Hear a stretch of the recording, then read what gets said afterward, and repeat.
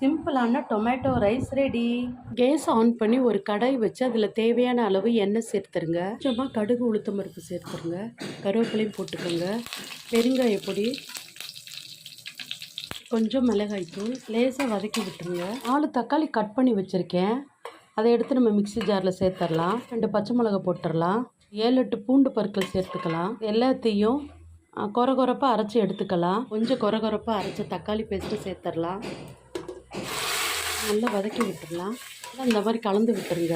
இந்த தக்காளி சாதத்துக்கு சைடில் பொட்டேட்டோ ஃப்ரை ரெடி ஆகிட்டுருக்கு. தக்காளி இந்த மாதிரி நல்லா வதங்கி எண்ணெய் பிரிஞ்சு தொக்கு மாதிரி கன்சிஸ்டன்சிக்கு வரணும். இப்போ தக்காளி தொக்கு ரெடி ஆயிடுச்சு. Fry சேர்த்திடலாம்.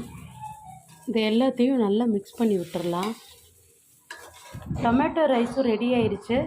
Side dish potato ஃப்ரையும் ready ஆயிடுச்சு. லஞ்ச் பிடிச்சிருந்தா லைக் பண்ணி கமெண்ட் பண்ணுங்கள். ஓகே, பாய்.